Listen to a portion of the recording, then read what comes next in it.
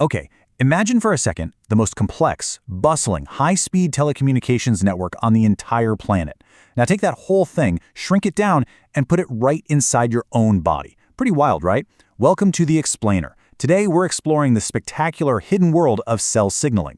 We're going to decode exactly how the tiny components of our biology actually communicate in real time to keep us functioning. Let's just dive right in to what I think is the ultimate biological mystery. How do trillions of blind, microscopic blobs know exactly what to do to keep us alive? I mean, they don't have eyes, they don't have ears, yet somehow they seamlessly coordinate everything, from your heartbeat to healing a tiny paper cut. Well, as you'll see, the answer actually lies in a highly advanced chemical internet. So, here is our roadmap for this explainer. First, we'll look at biological hardware. Second, the three networks. And third, when signals trigger action. Let's kick things off with Section 1, Biological Hardware, specifically receptors and ligands. So, our absolute first key piece of hardware is the ligand. You can really just think of a ligand as the basic text message of our cellular network. Cells are constantly, and I mean constantly, synthesizing these chemical signals and releasing them into the extracellular space, that fluid environment surrounding them. Honestly, our bodies are essentially swimming in a vast sea of these chemical texts, and they cover everything from light and heat to super complex growth instructions. But here's the catch. A cell can only read that chemical text message if it has the exact right inbox, or, biologically speaking, a receptor to catch it. Now, these receptors are specialized proteins, and they hang out either on the outer surface of the cell, inside the cytoplasm, or even way deep down within the nucleus. And the connection between a ligand and a receptor? It is incredibly specific. If a cell doesn't have the exact matching receptor for a ligand that happens to be floating by, well, it simply cannot interpret that signal at all. Right, so when that perfectly matched ligand finally bumps into its corresponding receptor, the receptor actually physically transforms. It undergoes what we call a conformational change. Basically, this physical shift on the outside or surface of the cell is like a literal switch being flipped. And that switch instantly initiates a really complex message relay system deep inside the cell's activities. Boom. The message has officially been received. Moving right along to Section 2, the three networks, categorizing cellular communication. So depending on proximity, how close the cells actually are to each other, this whole cellular internet is broadly classified into three distinct categories. We've got paracrine signaling, autocrine signaling, and endocrine signaling. We're going to break down each of these three network topologies right now to see exactly how they tick. First up on the list is paracrine signaling. Now, this is communication between cells over relatively short distances. Honestly, just think of this as your biological Bluetooth connection. A chemical message gets released into the extracellular space by a sender cell, and then it's sensed by nearby recipient cells pretty much instantly. It is purpose-built for very quick, localized coordination. And the absolute most dramatic example of this instant, short-distance chatter? That's found right in our nervous system. Paracrine signaling is super common in the high-speed communication of neurons. So like when you touch a hot stove, that rapid-fire transmission of chemical messages across those tiny gaps between your nerve cells, that relies entirely on this lightning-fast paracrine network to save your fingers.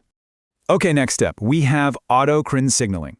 Now, the absolutely crucial point here is that cells can actually talk to themselves. Yeah, in this network, a cell secretes a ligand, but it also possesses the specific receptors it needs to receive that exact same signal.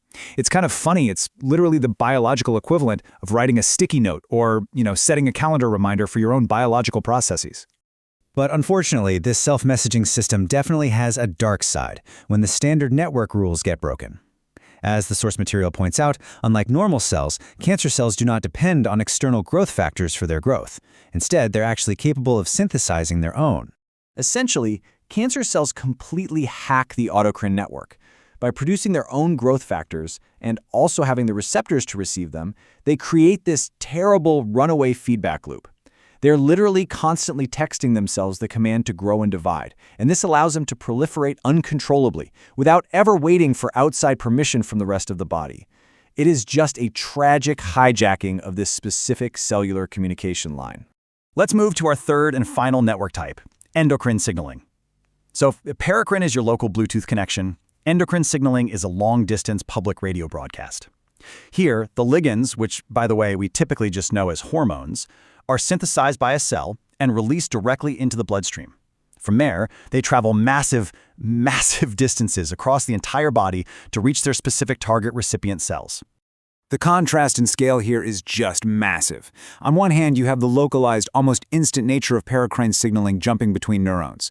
And on the other, you've got the systemic, traveling nature of endocrine signaling, which uses the biological highway of the bloodstream to carry hormonal messages all the way from your brain down to your internal organs. All right, bringing us to Section 3, when signals trigger action, the macro-level impact. Now, it is totally mind-blowing to realize that these tiny chemical texts are essentially the architects of our entire existence. I mean, a cell doesn't just automatically know to become a heart muscle or a skin cell, right? Actually, scratch that. It's more like it is continuously, relentlessly instructed to do so by the constant stream of chemical signals it's receiving from its environment. So the macro-level outcomes of this chemical telecommunication system, they are truly epic. I mean, cell signaling controls everything from the miraculous formation of embryonic layers to orchestrating organogenesis, the actual building of our organs. But, as we discussed, when cells lose their normal interactions, this exact same mechanism is also what allows for metastasis, that really dangerous spread of cancer from a primary tumor to totally new locations in the body. Which brings us to one final huge question. We've just seen how perfectly these trillions of cells have to communicate using ligands and receptors. Whether that's via local paracrine whispers or those long-distance endocrine broadcasts, it requires a frankly unfathomable level of precision. So what really happens when this incredibly delicate biological internet gets its signals crossed? I'll leave you with this. Understanding this network isn't just about understanding biology anymore. It's absolutely crucial, literally the key to the entire future of medicine. Keep questioning how those invisible worlds inside you actually work. See you next time. Thank you for watching. See you in the next one. Stay tuned.